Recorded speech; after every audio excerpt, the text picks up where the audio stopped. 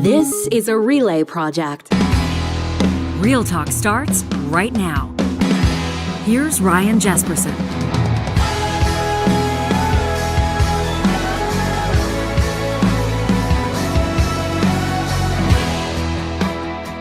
Well, there's a lot going on in tech right now. I'm sure you've noticed. Welcome to this episode of Real Talk, which you may be watching or listening on 7 different platforms, so I feel that it's relevant.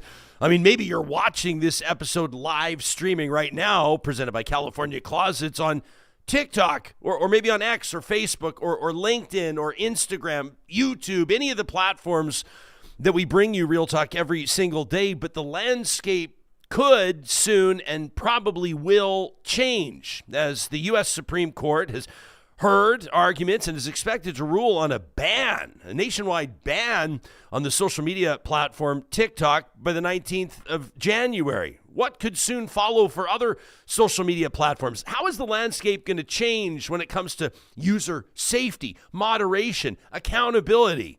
Meta getting rid of its fact-checking programs, which means that users on Facebook and Instagram and Threads will be encountering and experiencing something totally different than in past. In this episode, we're going to talk to, as far as I'm concerned, Canada's foremost expert on tech and AI, Amber Mac, who's going to help us get to the bottom of all this, the drive behind that ban, and what it means for users, for content creators, and of course, the general public. That's coming up in a quick second. But first, as we're facing future, let me let you know what's going on at Business Career College right now. This is a specific message and an opportunity for senior financial advisors and those that are helping everyday clients plan for their own financial future. You know that 3/4 of the next generation of investors say that they're interested in learning more about decentralized finance. We're talking about things like NFTs, crypto assets, Bitcoin being adopted by the mass market, integrated into the broader financial ecosystem, which means if you're a financial planner, you need to know about this. You need to be able to offer informed advice. And that's why Business Career College, leaders in financial training since 1997, have just rolled out their CDAA. That's the Certified Digital Asset Advisor designation. It's an investment in your career and the career of your clients for anybody working in financial services. So we invite you to learn more about it today. Check out the website, businesscareercollege.com. That's where you can register for this new designation, the Certified Digital Asset Advisor. And don't forget, you're going to want to use the promo code Ryan20. That's all one word, Ryan20. When you do so, they'll knock 20% off your investment when you get started today on that CDAA designation, Ryan20 at businesscareercollege.com. Well, Amber Mac started her career during the dot-com boom in San Francisco, and she's been in the forefront of reporting on and participating in digital innovation ever since. Today, she's a host on SiriusXM. She's the president of Amber Mac Media, a video content agency and studio, and she's a well-known tech expert recognized across the country and beyond on TV and radio. She's keynoted more than 700 events, get that, with Canadian prime ministers, German chancellors, the former FBI director, James Comey, Tony Robbins, the legendary business coach, literary icon Margaret Atwood, and many other notable leaders. It's an absolute pleasure to welcome her to Real Talk. Amber Mac, good morning to you. Hey, thanks so much for having me on. Yeah, this is 2025 is shaping up to be wild. I mean, we'll talk about Elon Musk and X and his influence on the White House in a moment. But why don't we start with this? I think one of the lead stories right now is the Supreme Court down in the United States considering this ban on TikTok. Where are we at since hearings wrapped on Friday? And what are you taking away from this all? Well, I think a lot of people are talking about what's going to happen with TikTok, especially a younger generation who are curious about what's going to happen to their favorite app. Now, over the past few days, we've gotten a little bit more information. I mean, really, TikTok or their parent company has a couple of options. One option is that they get shut down entirely, or they basically sell themselves off to an American company. There have been rumors circulating online that perhaps Elon Musk would consider buying TikTok. Some people say that is still just a rumor. But what we know for sure is that the deadline is coming up, like you said, on January 19th. Now, if TikTok does get banned, what this means essentially is that users will still have this presumably on their phones, but there won't be able to be any updates. And eventually we know that that, of course, will hurt the quality of the experience on TikTok. So a lot's going to happen over these coming days. Okay, so Congress has argued essentially that this is all due to privacy concerns, right? This is a company called ByteDance, which is the parent company to TikTok. The big concern is that this is a national security threat. When you have a Chinese company that is able to get access to so much personal data from such a large number of users in the United States, it has set off a whole bunch of alarms. So we've heard this conversation really over many months now in terms of TikTok getting banned in the US. And it really is about the fact that the data that they do have is such critical data, so much personal data. And the U.S. really does see this as a threat to their national security. And so they do want to do something about this. I think a lot of people thought that it wouldn't actually happen, but more and more as we approach this deadline, I could see this actually coming into play. So this is like people are obviously going to be concerned. I think probably when you're having a national security conversation, you worry about the big picture stuff like, China versus the United States. But a lot of people also probably haven't really duly considered how much of our own personal information we volunteer. Is this something that like the average American citizen, or for our Canadian audience that's joining us today on an individual level, should be thinking a little bit more closely about, do you think? I think it's fair to say that whether it's an American or a Canadian, the average person really isn't thinking all that closely about their personal data in terms of using these social media platforms. I'd also argue, and I'm sure you would agree with this, that people don't even realize that TikTok isn't owned by an American company. I think many people assume that it just might be. And so I think what we have here is that people are not necessarily clear on how their data could be used and exploited. But even more importantly, you mentioned 2025 being a year where a lot has already happened in just a short amount of time. It is fair to say that we are in an age right now of information warfare. And so I think people haven't really wrapped their heads around this, but we've certainly seen it over the past few days, that when we think about the wars that are taking place in the world today, one that is not getting enough attention is information warfare, whether it's misinformation, disinformation, stealing of data, all of these different types of data that are being used online. It really is concerning in terms of where we're at, and so few players at the top who own these platforms. Yeah, like, do you think, if this potential TikTok ban, by the way, Amber, should I stop calling it? We're waiting for this court ruling. We don't want to get ahead of ourselves. You, as the foremost tech expert in Canada, don't want to wind up with egg on your face. But what's your prediction here? Do you think that this is actually going to happen? This would be huge, right? Yeah, I would say that I don't really like to make predictions, but if you're putting me in a situation where I really do need to, I'd say at this point, I'd probably say a 70-80% chance that TikTok does get banned in the US. I think we're talking exclusively right now about TikTok, but let's not forget about what's happened over the past few weeks when it comes to X, for example, Elon Musk's platform, or talking about Meta from Mark Zuckerberg. The best thing that could happen right now for both of them, who certainly have the ear of the incoming U.S. president, is that TikTok gets banned. So there are other factors at play here as well. Yeah, so like bigger, and I agree with you 100%. I think that there's the story of TikTok, and maybe we'll get you to give us a sense of where it stacks up on daily global users and those types of things. Like, does Facebook have more? Does TikTok have more? Anecdotally, it seems to me like TikTok is the app that, the next gen is using. This is the top app. What sort of precedent do you think that the U.S. Supreme Court could set in the context of, digital freedoms? TikTok's lawyers are arguing that banning them is a violation of freedom of speech. And then just general government oversight over all social media platforms.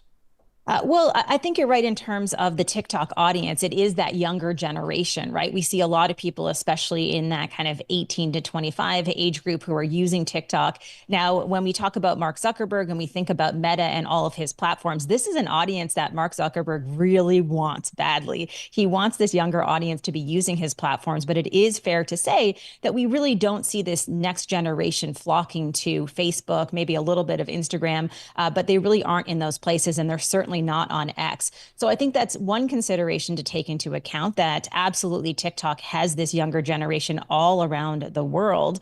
And I think the second thing to think about in terms of what you're talking about as far as the precedent that this would set, I really don't believe that it's going to have a ripple effect on the US owned tech companies that have in play or that are in place right now. But I do believe that what it will do is open up an opportunity for these tech companies to be able to go after that younger audience. And so at the end of the day, you see that it is really good for some of these guys who own these big tech social networks in the US. This is obviously, I mean, this may be of less concern to some people, but folks' favorite creators may find their feet nailed to the floor. I mean, I even look at the content creation industry, maybe formerly known as influencers. There's a lot of people that have built up significant audiences that are doing significant revenue. This is their bread and butter. This is how they bring home the bacon. I mean, this would obviously have a huge impact on hundreds or thousands of people. Yeah, and I love that you made that distinction, right? Because in the early days of social media, we absolutely called people who were content creators influencers. And that was kind of making the assumption that maybe it was sort of a hobby or sort of downplaying their businesses. But I think what we've both seen in this world over the past little while is that many of these content creators are making really good revenue when it comes to what are small businesses that are using TikTok as a primary means to be able to promote their content. So it's going to have a really massive ripple effect. We've heard of people flocking to other apps to try to kind of replace what TikTok was in their lives and hoping that there will be something else that pops up. But I think it's going to have big repercussions for that younger generation that are building businesses as entrepreneurs in the content creation space. And so there is certainly a lot of stress among them. Yeah, no kidding, to say the least. And I just think, like, even bigger picture, if somebody goes, oh, like, someone's favorite, like, chef reactions is going to, like, lose, hundreds of thousands of views or this revenue, whatever. I think at the same time, though, you're talking about like government jumping in and government regulation is nothing new, but like influencing an industry, which I think is, regardless of what the industry is, that's a story that people pay attention to. When a nationwide ban all of a sudden kills somebody's opportunity to make a living where they were making a living before, that is something that's relevant, something that should be, deserves attention. Yeah, it is something that is relevant. And also, I think we should be asking this question, if it does happen, what kind of fills those spaces? Where do these people go? What are the options more and more? Mm-hmm. And I think what we're seeing is that the options are kind of narrowing in the social space, right? I mean, there really aren't that many places that you can go to grow your business in the online space that aren't owned by some of the big tech companies. So people are still kind of limited in terms of those places where they can go to be able to build a business.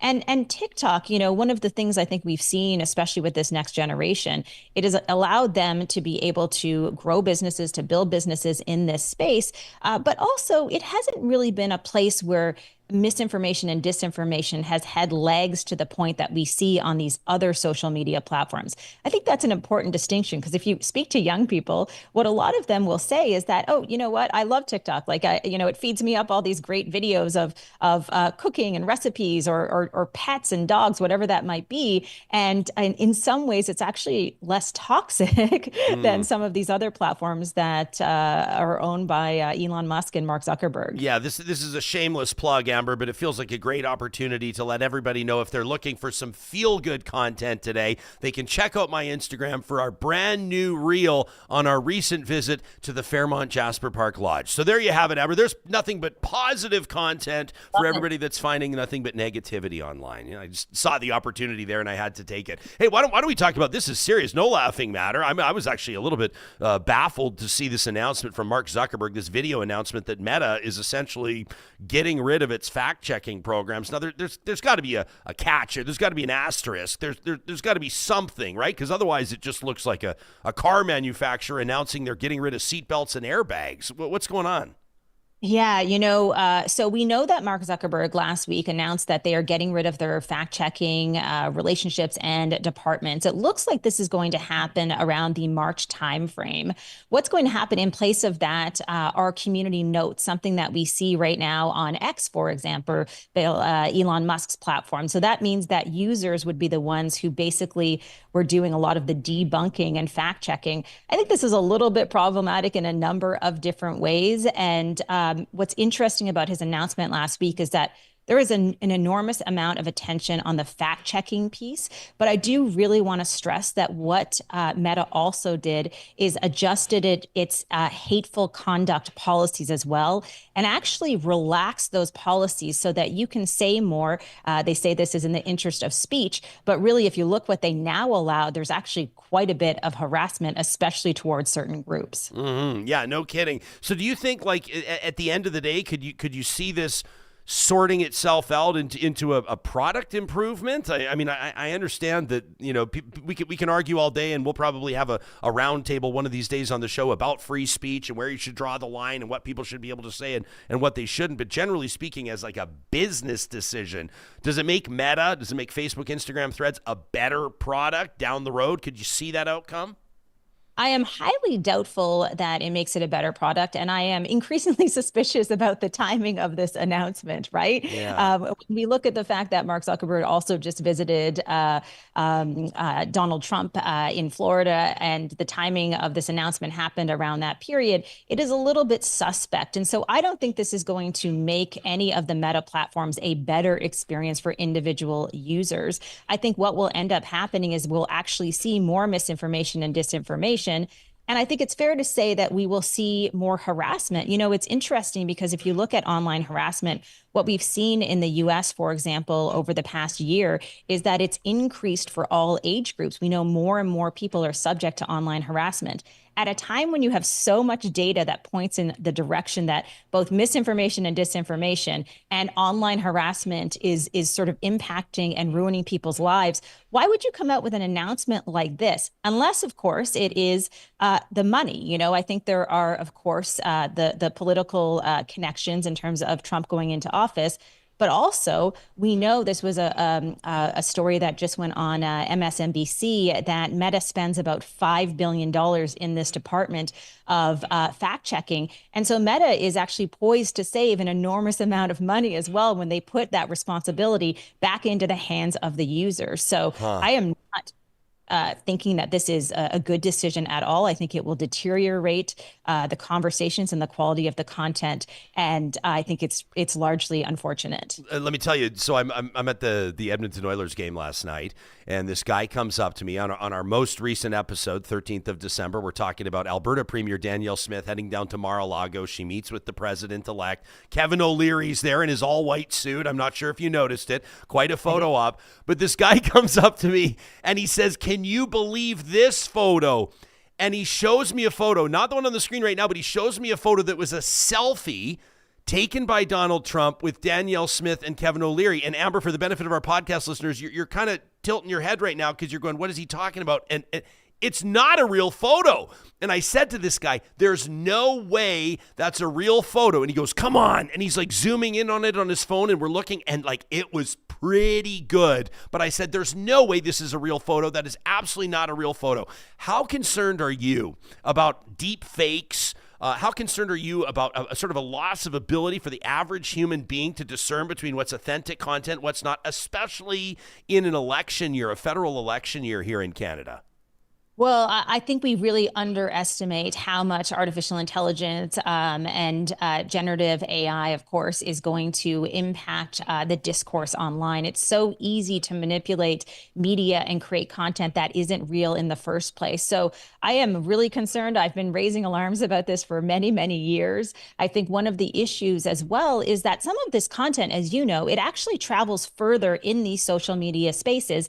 And the algorithms are actually there to kind of boost that content because we know it's getting engagement, right? And that's what all these platforms want. They want engagement. So unfortunately, hateful content as well as manipulated media, it does really well, and I put that in quotes, in the online space. And so we're going to see more of that, especially as we see this loosening of fact checking. And, it's interesting, the editor-in-chief of PolitiFact, she said a really good statement, which is so important, which is that fact checking is not censorship. And I think we have to remember that, right? It's not censorship. It's just ensuring that the information is correct. And we're seeing this in the wildfires in Los Angeles right now, where there's so much misinformation and disinformation that is really impacting people's lives and the ability to actually help. This is a massive issue that, quite frankly, at all levels of government in Canada, people just are not paying enough attention to it. Yeah, I think you're bang on with that. If you're just joining us on the Real Talk live stream, we're talking to tech expert Amber Mac. Did you happen to see Toronto Star reporter Alex Boyd's piece? This was published on January 7th. This is wild. Kudos on her for doing it. Kudos on the Star for publishing it. Confesses Alex, I say it tongue in cheek, she used AI to help do her job for a week. Now, they lay it out in the piece. They didn't trick their readers or their subscribers. There were certain standards put in place. But she says, here are all the ways it went sideways and a few of the things that it got right. It's becoming more and more of a prevalent conversation for obvious reasons. People in all different industries leveraging services like ChatGPT. They say 300 million monthly users. For good reason. It's helping them be more efficient. It's helping them do a better job. But there could be a day where the experts or the human element is totally eclipsed, where ChatGPT is kind of sorting a lot of things out that we never would have imagined. How are you processing it? And how do you see human use of AI like this in 2025 and beyond? Well, I think there are so many examples of how AI can be used for good. We see this in particular in healthcare. When we think about breast cancer as an example that's impacting so many Canadians, we know that AI can really help to detect breast cancer more quickly than doctors. So hand in hand, along with doctors, AI can actually have life-saving outcomes. This is very exciting in the context of healthcare. But I think it's true that, like any technology or innovation, the reality is there's always a good side and there's always a bad side, right? You know, if you think about something like the automobile that's been around for a really long time, the reality is, you know, it's kind of magnificent. It gets us from one place to another. It's also particularly dangerous when you're on highways.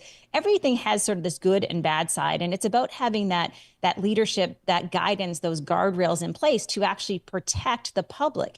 Now, it is true to say that when it comes to big tech and social media platforms in particular, they have never, ever had any guardrails in place. They have been free to do whatever they want. In the age of AI and how much misinformation and disinformation we're seeing, I don't see how we can move forward without having guardrails in place. And so I think we're in for a difficult time. And I think, again, you know, we have to step up. We can't be this country of kind of wait and see what happens. It would be great to have some leadership here. Yeah, no kidding. I want to let our audience know that back on December 5th, so about a month ago, we sat down with Federal Health Minister Mark Holland. And Amber, just like you're saying, he laid out how he can see AI transforming healthcare and finding some efficiencies and maybe even helping to address some budget constraints depending on provinces and, of course, application. But folks can check out that episode on YouTube, wherever they get their podcasts. That's our December 5th episode with both the federal and Alberta health ministers. Before we wrap with you, Amber, I have to ask you about this relationship with the president, the incoming president of the United States, and Donald Trump. Of course, I'm talking about Elon Musk, who many people are prognosticating will have more of an influence on the White House than J.D. Vance, than Trump's chief of staff, or than anybody else. He's the world's richest man. There's no doubt he's a visionary, but I think some folks are concerned about what it might mean for the tech landscape and elsewhere. X has transformed itself into kind of the global everything app. Twitter no longer just a messaging app. I mean, people are talking about how it could replace banking systems. It's obviously a massive entity. Are you concerned at all that X, and the transformation and the influence that Elon Musk has with Donald Trump, that this could be leveraged for something less than good? Well, first of all, I will say that it was not my choice when I started down this career path to always be talking about politics. And yet we've seen the worlds of technology and politics really collide over the past couple of years. So it's impossible to ignore the political implications. I think it is very concerning that Elon Musk has such a cozy relationship with Donald Trump. And I know that Elon Musk, of course, over the years has been able to align himself with some really smart people and do some really innovative things. But I think when it comes to social media, I think he's probably the dumbest person that I have ever listened to in my entire life. I don't think that he actually understands the consequences of what he puts out there. A huge percentage of what he's sharing online is absolutely false. There are media organizations left, right, and center trying to debunk what he says. And so it is very concerning. And the final thing I'll say on that is I understand and I respect wholeheartedly these conversations about free speech in the US and freedom of expression here in Canada. But it is neither when you have a site that is run by algorithms that are deciding what people see. That is not a platform that is allowing for either of those things, because they're amplifying based on whether you pay, whether your content is traveling further than someone else's content, maybe what Elon Musk feels like people should see that day. I have no idea. But that is not, I think, free speech or freedom of expression. So in many ways, I think it is incredibly concerning that he has such a cozy relationship with the incoming president. And I think there's going to be a fallout here. And unless people start to kind of speak up, we're going to see absolutely more chaos, especially as we've seen as of late here in Canada, of course, in Greenland and Mexico, and especially for the people who are the victims of the California wildfires. Oh, so very well said, Amber. And I'm glad you mentioned it. That's been such a gut punch watching that develop. And we're so proud of our Canadian pilots that are down there doing what they can to help these folks in dire circumstances. Amber Mac is Canada's foremost expert on tech, AI, and the like. You can check out her work and subscribe to her newsletter at ambermac.com. Read more about her podcast, her SiriusXM show, and of course you can follow her on all the major social media platforms, including TikTok for now. Right, Amber? For now. All right. Thanks for doing this. It's nice to see your face again. Yeah, you too. Thanks so much for having me on. Yeah, you got it, Amber. Thanks very much. Let us know what you think. We'll jump into the Real Talk live chat powered by Park Power in just a quick second. I'm curious to know. I want to check in with the technical producer of this show as well, because of course TikTok is one of our big platforms, a significant one, and then the bigger conversation about government oversight of social media apps. And then kind of that individual idea as well. How much, do we pay attention to the information that we surrender voluntarily about ourselves, our family, our hobbies? Everything's being tracked. We know that. I had somebody talking to me yesterday about how the Ticketmaster app is tracking almost everything we do. So the big they, know everything about us and our habits and where we spend our money and where we go. Ultimately, what are the implications for us and how much should we care about it? That coming up in just a quick second. That conversation will be in large part due to what's happening on our Real Talk live chat. We love those that are joining us live every single weekday morning. Right now, I want to let you know that's made possible with the support of Kubi Renewable Energy. Slick new website. Shout out to our friends at kubi.ca. You can learn more about solar energy solutions to power your life. They're a full-service contractor for residential and commercial solar power systems. You can get your free quote online. Nice and simple. They're not going to be up on your roof in the middle of winter, but they can get all the engineering done, and then they can make sure that you're ready to go. Get those panels up there as soon as the snow melts this spring. Plus, they're hiring. Check out the careers link for job opportunities in British Columbia and Alberta. Again, that's kubi.ca. Wonderful to have the team at North Road Investment Council on board here with Real Talk. You want to talk about credibility? You want to talk about securing your financial future? With North Road Investment Council, that's exactly what they do. Whether you're planning for retirement, growing your wealth, or navigating complex markets, North Road Investment Council's team of experts crafts personalized strategies for investing, financial planning, insurance, and digital risk advisory. That's what sets them apart from many others in the space. They're the only ones that are prioritizing digital risk advisory services, a steady hand and a studied voice. You can learn more about them at northroadic.com.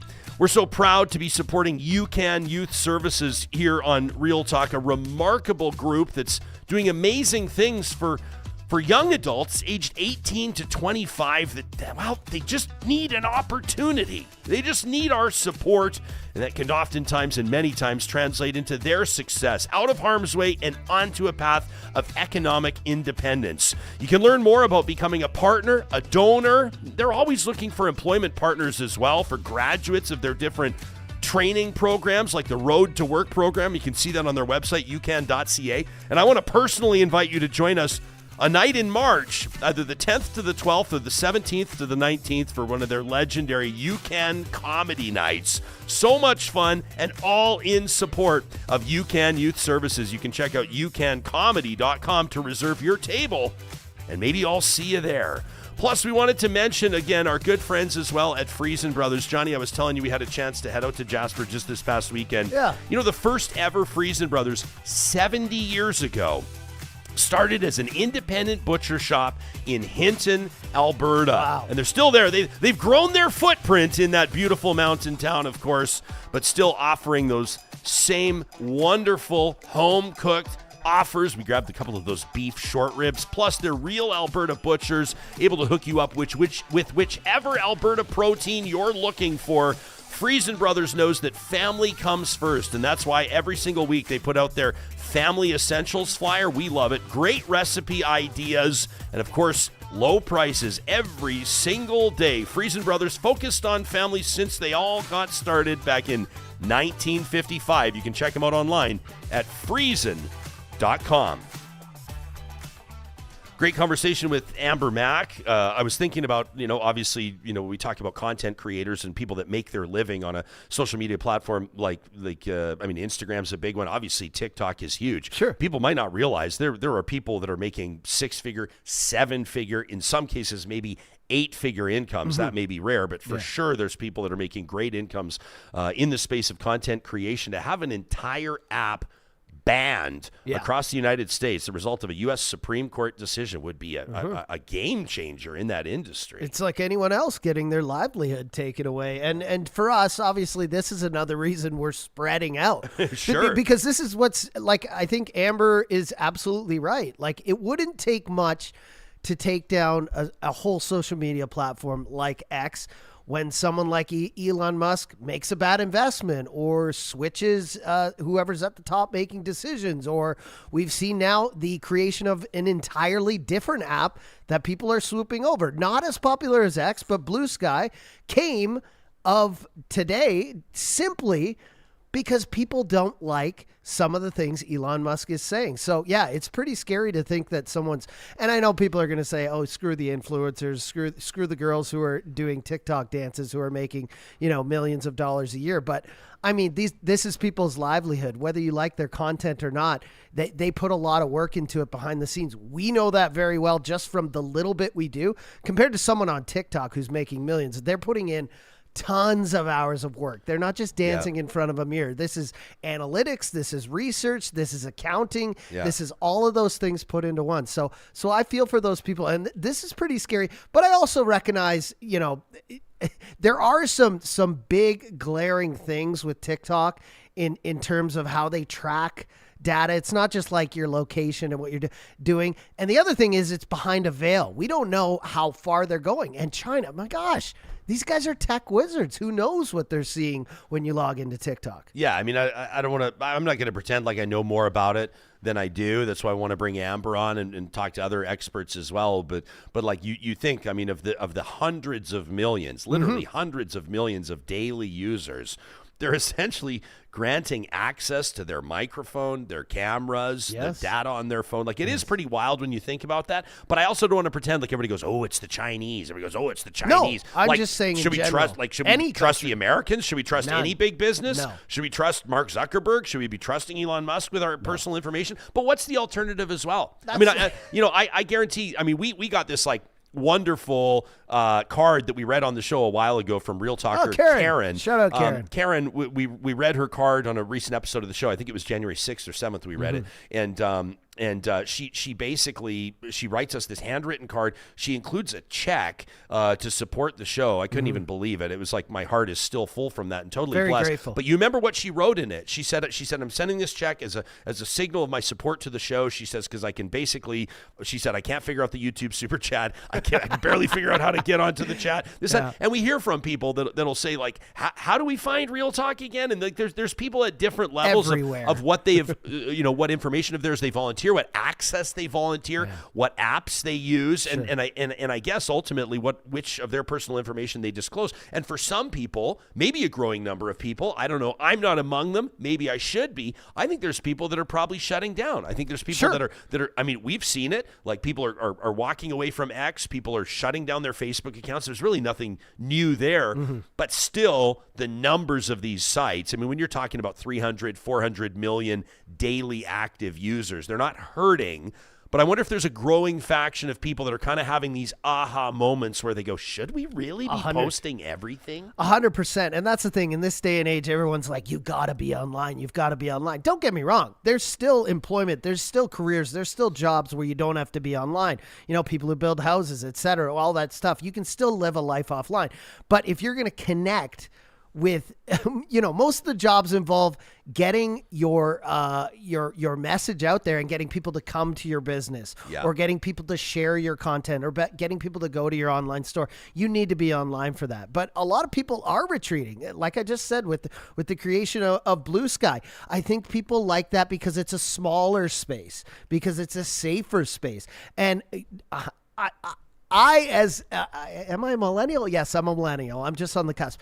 I feel like we are in this weird cusp where, like, we experienced a time without cell phones, without the internet. Then we experienced when the internet was kind of in its infancy and people still kind of live their lives offline. And now we're experiencing where everyone's just online. Yeah. So I could see the nostalgia. I remember in the mid 90s to late 90s, even before things really got 100% online, when there was a bit of calm where, like, I don't have to answer the landline. I'll turn off my cell phone, which still has, you know, the keyboard on it. Right, the flip phone. Yeah, you can't get like HD video on. You could take a weekend to yourself. Now we're inundated with it, right? Yeah. And what you were just talking about people not using stuff online. It's funny because you can always tell them.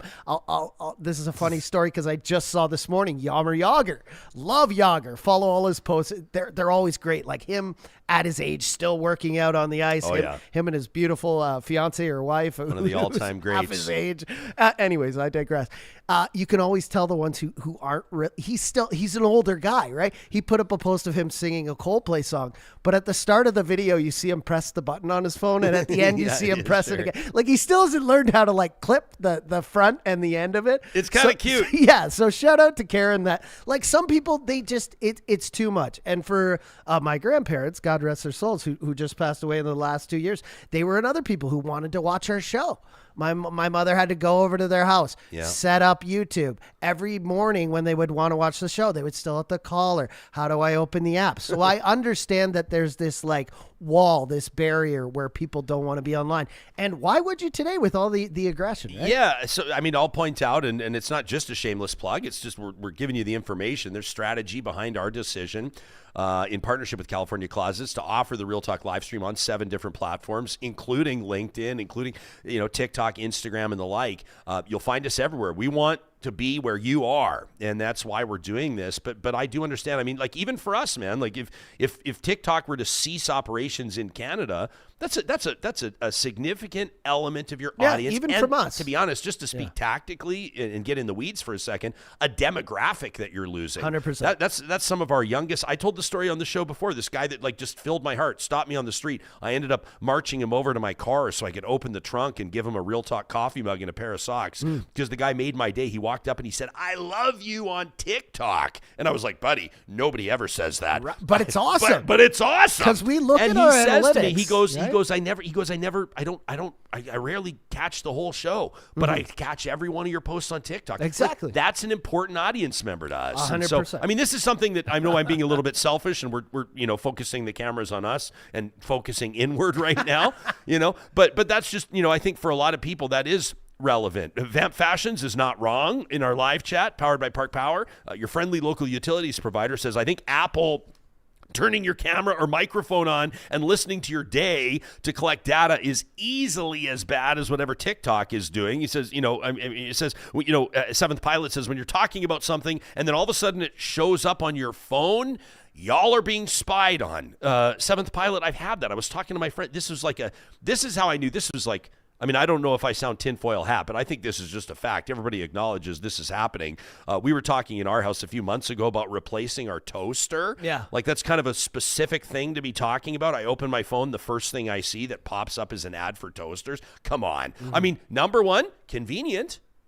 Number two, freaks me out. Yeah. But I mean, you learned about this all with the whole Snowden upheaval that, you know, years ago. And now we have the movie out where we're like astonished that the government was tracking us. But who do you think they got to create the tech follow people's cell phone data. They're all people who are now running tech companies, who have created apps. These are the minds that if they could do it, and who knows who's doing it and how much they're doing it. But if they could, it's these tech geniuses that could do it. So, and the other thing, Ryan, like I'm sure you get this every 3 months when you log into TikTok, Facebook, Instagram, X, we've updated our policy terms. Please read them. Who's going to read this Bible? Nobody. 48 pages long. And what have you changed? Can you highlight what you've changed? It could be one sentence that says, we now have access to all your camera phone data that you don't read, right? So it is a scary world we're living in. But yeah, we look at our demographics for the show. And TikTok, although it wouldn't be a huge hit, is a place we're going into because we see that the majority of people listen to us 30 to 50. But we do have younger listeners, and we want to cater them, and we want to get more of them. The next gen. We want. Right? I mean, I love the idea of a family gathering around a table. This is how my mind works, friends. On Thanksgiving or Christmas or another holiday, and the high school student in the family is talking to the grandma about something that they both heard on the show. Sure. Wouldn't that be great? That's how my mind works. Erica in our live chat says, I have no problem with monitoring and removing dangerous information like Pizzagate. Erica, I'm glad you brought that up. I'll riff on that in just a second. But to finish her comment, she says, and other like QAnon insanity, Erica says, but I'm strongly against censoring opinions and discussions, even stupid ones. And Erica, I 100% agree with you. The thing about Pizzagate that I think everybody knows, and I'm stating the obvious, is that this ridiculous, unbelievable conspiracy theory makes the rounds. Enough people believe it, and somebody actually shows up with an assault rifle to a pizza place with the full intent of like blasting off rounds if necessary to liberate children that are being sexually assaulted by the former First Lady of the United States and her friends. Like, it's just absolutely preposterous and ridiculous. Although I guess with the Jeffrey Epstein stuff, now people are starting to wonder where is the blurred line. But when conspiracy theory turns into real life stuff, you know, if somebody starts hearing conspiracy theories about the Jasper fire or starts, understanding or taking bad information about the California wildfires. I'm not going to jump into the reservoirs and everything else yet. Sure. But hindsight will tell the truth, of course, about these types of things.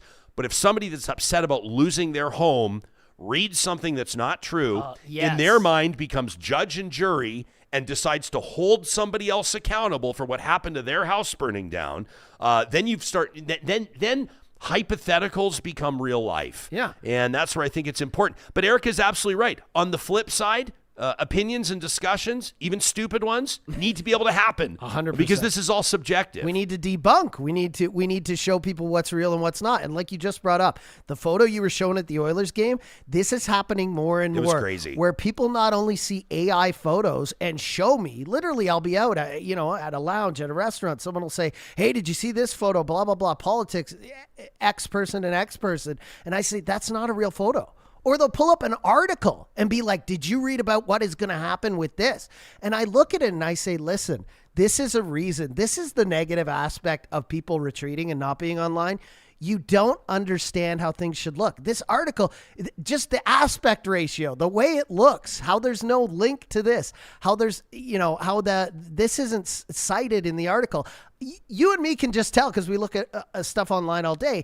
Right away, a fake news article, right? Yeah. Whereas people who are older, this isn't being ageist, or people who have retreated from being online aren't going to be able to use their discretion and see what is fake and what isn't. So yes, we have to show things that are fake, and we need dumb people. Sorry, I don't want to insult anyone, but we need people who don't know what they're doing to show us, hey, and just teach people, hey, what you're sharing right now, this is clearly not real.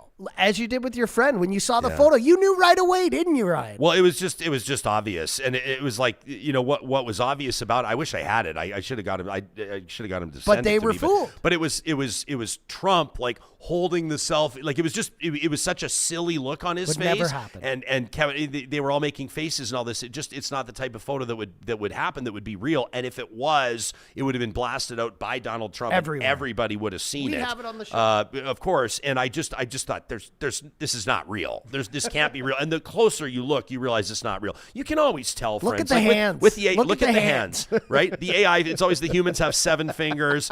The polar bears, I saw one where a polar bear and a leopard seal were fighting, but the polar bear had fingers. Like, AI is getting better and better, though, to be honest. Shout out to Super Chat Ken, who's pointing this out. I didn't know this. Sad story, sad outcome, obviously. He says an interesting note about the Pizzagate guy. He was just killed in a shootout with police. Look at this. Ken, credit to you for this. This was off my radar. This is reporting on January 10th. This is less than a week ago. The man at the center of the Washington, D.C. Pizzagate was killed during a traffic stop in North Carolina. Edgar Madison Welch, 36 years of age, was killed last Saturday evening, stopped with loaded weapons during an incident. North Carolina police, I guess we won't get into the details, but he had pleaded guilty to federal charges, this relating to the Pizzagate conspiracy of interstate transportation of firearm, ammunition, a District Columbia charge of assault with a dangerous weapon, and the reporting goes on. But Ken, thanks for putting that on our radar. I didn't know that. Well, it's unfortunate that someone is deceased, but then again, you think maybe some other people who are safe, because that was someone who was driving around with weapons in their car and obviously was a little detached from reality. But that is sad to hear. Thank you, Ken, for Ken goes on to say, by the way, he says, if you're posting on socials, be sure not to use any personal information like parts of your passwords, like birth dates, kids' names, pet names. It's kind of funny when Ken's like doing a service to people by putting that in there. I appreciate it, but it's like you sort of go, well, obviously, but I don't think it is obvious for a lot of people. I think that some of the stuff that you see people put out there, you go, oh my gosh, like that is, you almost can't. It's like the people whose password is password, right? Ytrium says if you have any device, it could be your toaster, your car, your watch, your fridge, your watch, geez, no kidding, that's connected to the internet, it's listening and it's collecting data. Ytrium recommends a book by Cash Hill about this, says they've reported on this for years. That's a great heads up. The watches are interesting. Here's Same something. thing. You've got your new Apple Watch. You're loving it. But you know what people are saying is insurance companies. If your insurance company starts to get a heads up on maybe some health issues that you have, and your insurance company either decides to drop you or has some access to some database. Maybe you're applying for life insurance. Maybe you're trying to get your family to get Blue Cross coverage or whatever it is, and that company has data, like undeniably tied to you, verified data about a health concern that may not even be on your radar yet. For a lot of people, this could lead to denial of coverage and the like. There's big implications. 100%. And just wait until, and this is all like, it's not fear mongering, but wait until all the big companies start working together. Wait until your health provider or insurance company can tap your cell phone company, like I have a watch, and say, hey, we're thinking of insuring this person. Can you give us their health track apping data, or data app information? That was one of the things I did when I got this watch, though, Ryan. Like, every app on your phone that can be on your watch is automatically on there. When you open it up, it just kind of syncs from your phone. And the first thing I did was turn off app tracking on basically everything except some of the health stuff. Oh, really? Yeah, health and maps, because maps, it can kind of tell you you're going too fast, radar coming. It even tells you about stop signs. It does a little kind of click, click, click on your wrist when you're coming up to a stop sign. So it's, for me, as someone with ADHD, it's kind of made my driving safer. But that was one of the first thing I did. I don't need Instagram tracking me on my wrist. It's already tracking me all day on my phone. And that's another thing. Wait till all the companies start working together when it's financially beneficial, and then all your information is kind of out there. But I digress, because I think this has been happening for years now. I think if you're online, and pretty much everyone has to be, you should just kind of settle up and just get comfortable with the fact that you're being tracked. Your data is online. People know who you are. They know the general area you live in. They know how old you are. They know bits and pieces about your family and your social life, and that's just something we have to live with. Yep, no kidding. Dwayne's watching us live on YouTube right now. Shout out to you, Dwayne. Good morning. In our live chat powered by Park Power, says, I know a senior who told me that when they went to school in the early 1930s, Dwayne, when was this? Says the teacher told the kids, one day a camera in the sky will be watching you, and the class laughed. Dwayne says the senior told me this in the 1990s. and look at what we see now. Yeah, we would have had no idea. I saw some people pushing back. I love this type of stuff, the conversation that oftentimes develops in the back half of our episodes. Some of you really, when I described Elon Musk as a visionary, and some of you were like, he's not a visionary. Come on, guys, get serious. He obviously, Elon Musk, whether or not he invented Tesla, whether or not he personally is responsible for Starlink, if you look at everything that Elon Musk is developing right now, look at what Elon Musk does control now or will control in the future. Global internet access, satellite internet access, phone capabilities, space like sat phone exploration. capabilities, space exploration, space transport, automated transport in driverless vehicles, and the platform of X cannot be underestimated in what it can bring to the table. This is not just and X provides a great deal of value. For example, when disaster strikes, 100%, I mean, it's a very valuable tool for developing news. It's probably the most effective, rapid mass messaging tool on planet Earth ever invented. It has its warts. It has its flaws for sure. But X, I think they're only scratching the surface of how it can be used and what it can be used for, even as a global banking app. So if you look at how Elon Musk down the road can control space transport, digital communication, news, global access to news, like you can't, I mean, I honestly, I'm not saying I love the guy. I'm not saying I hate the guy. But you cannot deny the fact that he's taken huge risks on massive projects, and the empire that he is building is arguably going to be the biggest empire ever created by an entrepreneur in human history. Yeah, and it's a bit scary, and I think that's why people who don't like him really don't like him. People who love him, and the people who love him say free speech, this and that. He's they feel like he's on their team, but in the end, Ryan, I mean, I don't think there's a billionaire out there who's really on anyone's team, unless they're spending all their money to help people and donate to charities and try to solve world hunger and climate change and all these things we're facing. So it is really scary that stuff happens, and that it's happening more, and that one person is now so close to the president of the United States, as Amber pointed out, is just another thing that's really scary. Yeah, for sure. Last night, that's such a great handle, by the way, says if you're online, you're exposed. Like, that's it. Lightning Rod says privacy is a myth. I 100% agree with you guys. What about this? Like, Lori's watching us on YouTube. Good morning, Lori says, it's so frustrating. Lori says, we've been trying to teach junior high kids not to put identifying information online like a decade ago, but it's been too big of a wave. Too fast. To make much headway. I can't, we're not even, I know this is going to make me sound 95 years old, but I've never been into Snapchat. It's not my thing, but my nephew was showing me it, and we were at an event a while ago, and he says, oh, look, he goes, my buddy's here.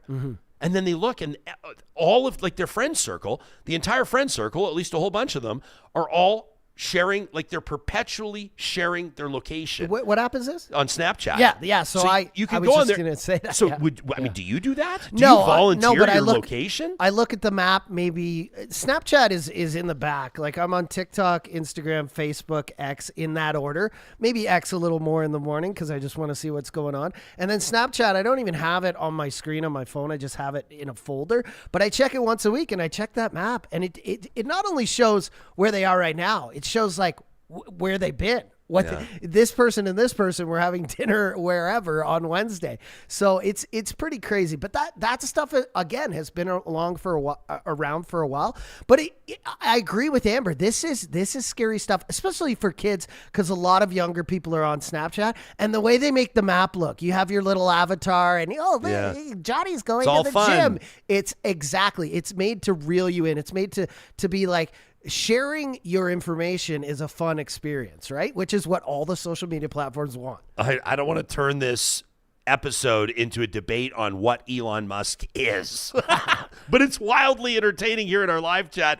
Ken K says Elon is a wart. Wise Kyle says Elon is an amazing developer. 80s Fanify says, I say we put Elon on a rocket today. Michael Scott, I don't know if that's a shout out to The Office, or Michael, if that's your real name. If it is, amazing pedigree. Michael says, but Ryan, you're okay with this much power given to one man? He says that's not something to be excited about. It never ends well. Let me be clear. I didn't say that I think it's a good idea. I didn't say that I'm thrilled about it. I didn't say that I think that any human being should have that much power, nor that much wealth. Elon Musk's wealth is astounding. Well, I just said it was scary. The amount of money that he's got is scary. I'm just saying it is what it is. And the guy, here, I'm just like, I guess what I'm doing is clapping back at people that are trying to fool themselves to suggest Elon Musk is not a visionary. That's just, it's like somebody trying to argue that LeBron James is a greater player than Michael Jordan. You don't know what you're talking about. Sure, but when we're talking about Elon... See, I'm just trying to start another fight here. Compared to Zuckerberg, for example. Zuckerberg was a student who came up with something while he was studying and became a billionaire. Elon Musk had rich parents, right? So it's a little different. There was a transfer of wealth there. Yeah. A lot of folks in here saying just know you're being manipulated, pointing out YouTube tracks what you watch and tries to load stuff they think you will like. See, I don't think that that's necessarily a bad thing. And the question is now, like, here's the debate is like, where do you draw the line on what you're willing to sign up for and what you're not? To give you Real Talkers a peek behind the curtain, we've had some big episodes over the past year or so. And when we dig into our analytics and take a look at them, we look and see that YouTube has recommended that content to a lot of new audience members based on some of the other stuff that they're watching, which is great for people like us that are putting shows together, right? If somebody's watching a show on Canadian politics or somebody's watching a show on oil and gas or environmental regulations or healthcare or whatever it is that we're talking about, and YouTube, based on that algorithm, directs them toward our content because that's what we're focusing on, that's what we're doing credible programming on, then that's wonderful for us. And the end result, we think, for the viewer is positive as well. That YouTube has put something in front of them based on what they're interested in, and everybody wins. That is, in its purest sense, the algorithm at work. And I don't think that's a bad thing. I think if you're looking to put solar panels on your roof, and then all of a sudden you see the sidebar advertising and Kubi Energy pops up, it's convenient for you. But at the same time, at the end of the day, how did it wind up there? It wound up there because you're being monitored, because you're being listened to. And that's the thing that I guess I don't... It's like if somebody comes up to you in a restaurant and says, no, I couldn't help but overhear your conversation about whatever. And you're like, dude, you were just listening to me the entire time? It's so fast nowadays, Ryan, too. I just switched banks and I got a new credit card. And literally, like, the day I was doing it, in the evening. So I did this in the morning. In the evening, my entire stream on Instagram, Facebook was all banks, credit cards, click this link, low financing. So it's amazing not only that it does it now, it took a while before to know what you like. Now it happens in hours. It happens so fast. Yeah, I like this. Travis is trying to pick a fight in the live chat. Now he says Larry Bird is the GOAT. You know what? I might put Larry Bird's undeniably in the top 10. Good. Larry Bird is the best player to ever come out of the great Jordan, state of Indiana. Come on. That's like comparing Ovi right now. We're talking about Ovi and Gretzky. Yeah, he's going to do it, Ovi's great, but he sits in the office and scores goals. There's no comparison to the great one, even if you eclipse his goals, and I'll say that right now. Come on. Yeah, Michael is correct in the live chat. That's 2 points for you, Michael. He says Jordan is the GOAT, and Michael's absolutely correct. And hey, before you start, YouTube... You were talking about it just now. Thank you, everyone. Oh, yeah, man. We just wanted to update you. Monday it happened, but we've been so busy. Yeah, it's been wild. 20,000 subscribers. We got our Christmas wish. Thank you so much. I heard from the Sturgeon County Mayor, Alana Mac.to, who's been a wonderful friend of the show, and she just sent me a quick note over the weekend, said, you and Johnny got your Christmas wish. We did. I said, late. It was a Ukrainian Christmas wish. So we ended up getting it, but we just want to thank everybody that we know that we see new names in the chat. We see new names in the comments on the episodes, and that really means a lot to us. You may roll your eyes, but for us, that's a big deal. That's a big mile marker for us, and we've been working hard to get there. We intend to continue to find ways every single day to grow this show, to improve the product, including the quality of it, and of course the interviews and the big guests we're getting as well. I saw he was at Tony in the live chat, said you got to get Kara Swisher on the show to talk about Elon Musk.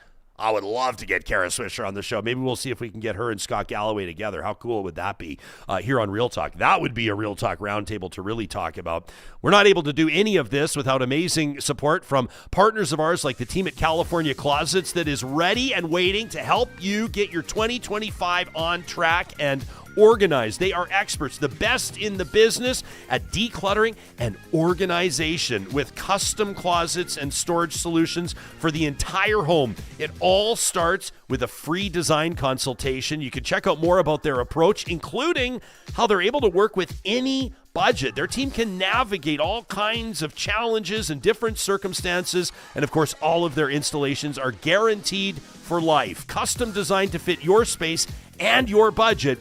You'll find them online today at californiaclosets.ca. Complete Care Restoration, in the business of restoring properties and rebuilding peace of mind. It was amazing to see some of their team members, some of their equipment out in Jasper when we were there this weekend. You know, there's a big job out there, and they're approaching every single one of those properties like it's their very own. Just like they treated our studio when they built it for us. Hard to believe that was more than 2 years ago, Johnny, but we've seen them in action. We've seen them work, and it's why we recommend them wholeheartedly with 2 thumbs up. If, heaven forbid, disaster strikes in your neck of the woods, remember the name, Complete Care Restoration. And before we get to this email on Canada is the 51st state, I got to ask what you're doing on January 25th. If you don't have plans and you're going to be anywhere in the Metro Edmonton region, I want you to get out your fanciest fare. I want you to get off, get your black tie out. Ladies, get your favorite ball gown. Get those shoes shined for a grand celebration that is Edmonton Chamber Ball 2025. I'm thrilled to be hosting it. This, of course, is a wonderful celebration, a gathering of Edmonton's business leaders, an amazing opportunity to network, to meet new friends, and, of course, learn more about what the business landscape's going to look like from the perspective of the Edmonton Chamber of Commerce leadership, including CEO Doug Griffiths. This is the hottest ticket in town in the month of January. You can get your golden ticket, pick up your table today, and meet your colleagues, maybe some of your partners, some of your employees. It's Chamber Ball 2025. It goes January 25th at the Edmonton Convention Center. You can learn more at edmontonchamber.com. So we've figured that we need to start mixing more emails into every episode because our flamethrower submissions are like piling up right now, and we can't start doing 20-minute versions of the flamethrower. We got a filing cabinet that's just spilling over. It's getting to be too much. Although, Johnny, you have been a good influence on me. I'm printing much less. We're trying to keep digital records of all these submissions to talk at RyanJespersen.com. Ink is expensive. Yeah, I want to let you know on our Real Talk YouTube channel, if you scroll down, you can obviously see all of the live episodes. You can then see the shorts that Johnny puts together, our highlights, which are nice and easy to share. Look at that, 52,000 views on why Donald Trump can't have Canada.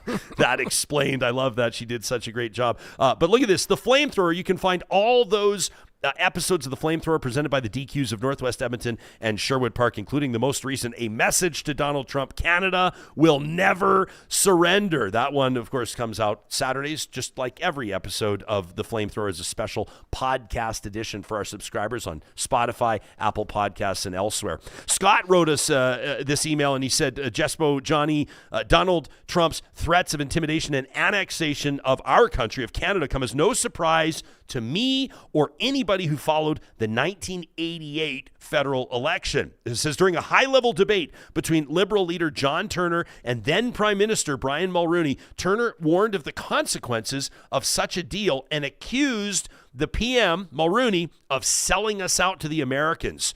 Scott says, this is one of the many reasons that I opposed the free trade agreement between Canada and the United States and its successor, NAFTA, which later included Mexico. Those of us who paid attention knew this could happen, and all these years later, we're about to face the consequences of signing that FTA, that free trade agreement.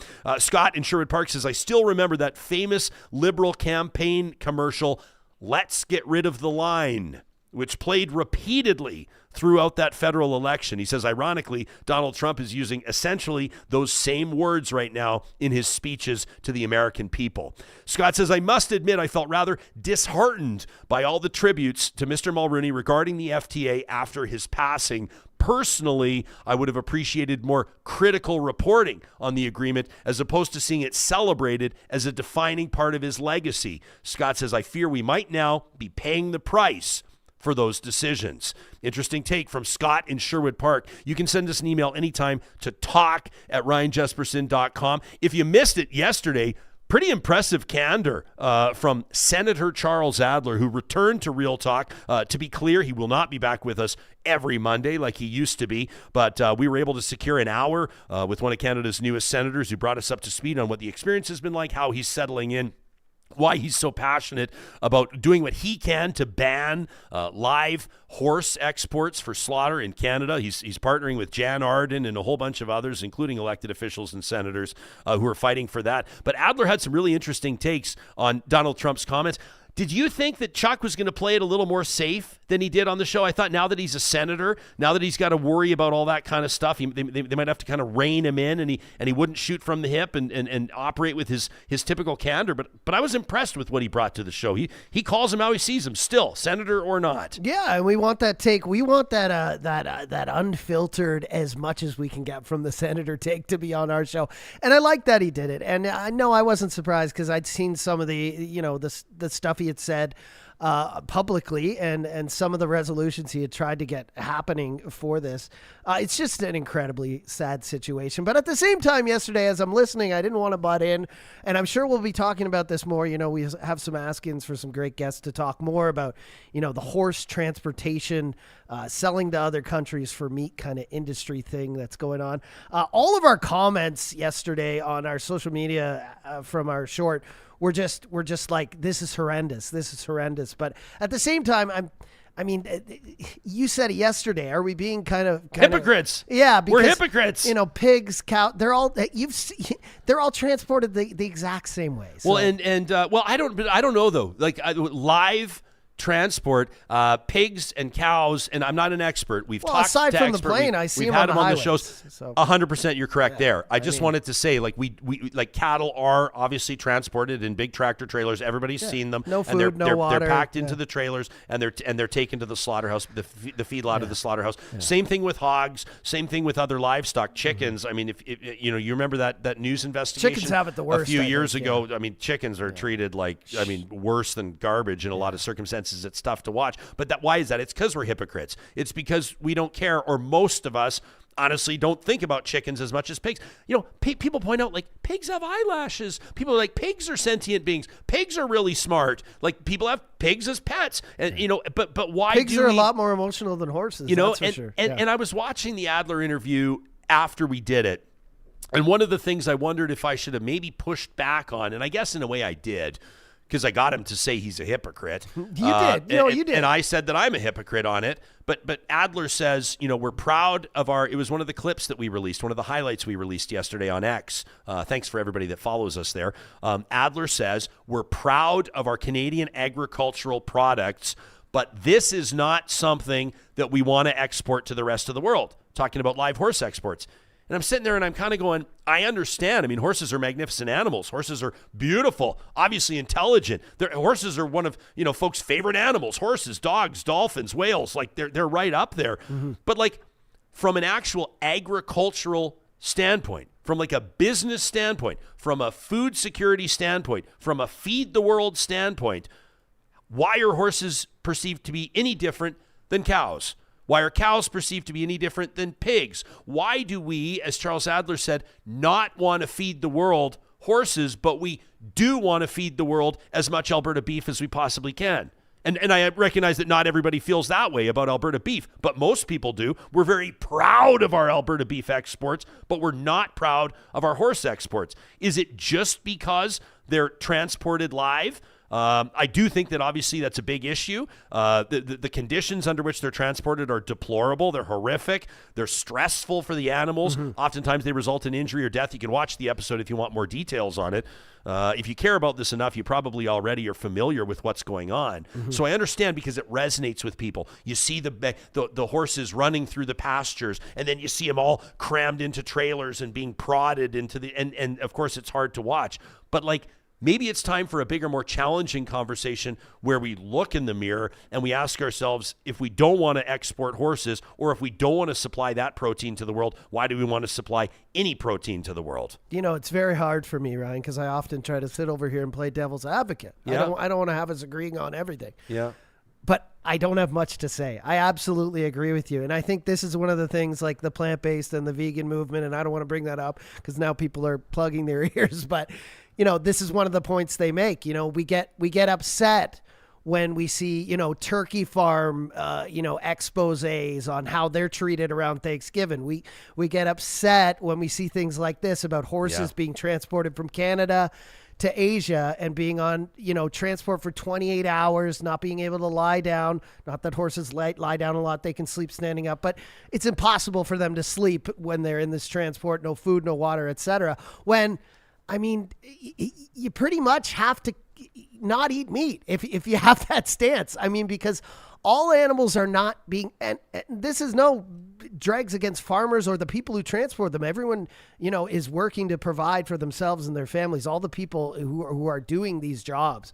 I understand that. But at the same time, it's not good for any animal, Ryan, when you're being produced as a commodity, right? Yeah. I'll never forget reporting on it. I was at that terrestrial radio station when this story broke. That was back in 2017. But this is 6 employees fired after an undercover video revealed, what they're calling alleged abuse of chickens by a company in Chilliwack, BC. But like the video is horrific, and it's just, I don't know, it's tough to watch. I just don't believe that animals should be treated that way. I don't think that that's a controversial position to take.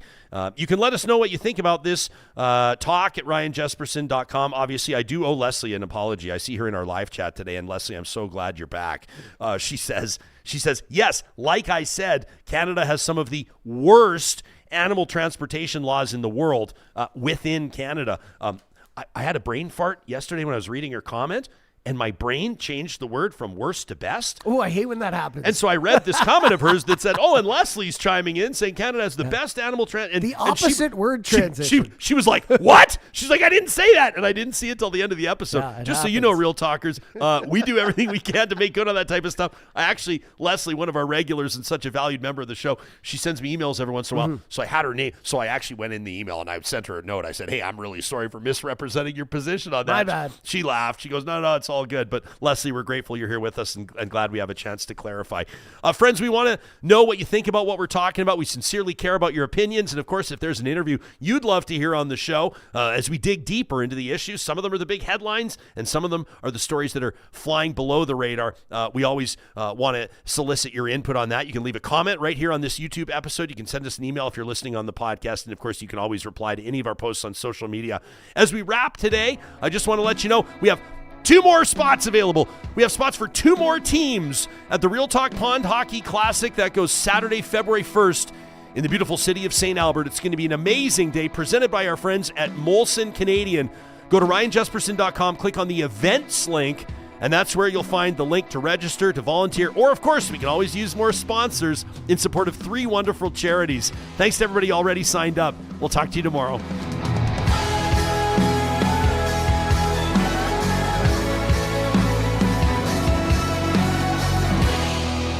Real Talk is hosted by Ryan Jespersen, executive producer Josh Dunford, technical producer John Hicks, general manager Katie Cook-Chivers, account coordinator Lawrence Derlego, human resources Lena Shepard, website design Mike Johnston, voiceover by me, Carrie Skelton. Real Talk's editorial board is Supriya Dwivedi, Ahmed Ali, Brandy Morin, Ann Castleman, Corey Hogan, Harmon Candola, Catherine O'Neill, and Chris Henderson. Member Emerita, Julie Rohr. Real Talk is recorded in Edmonton, Alberta on Treaty 6 territory, the traditional and ancestral territory of the Cree, Dene, Blackfoot, Saulteaux, and Nakota Sioux, home to the Métis settlements and the Métis Nation of Alberta. Real Talk is a relay project. For more, check out ryanjespersen.com.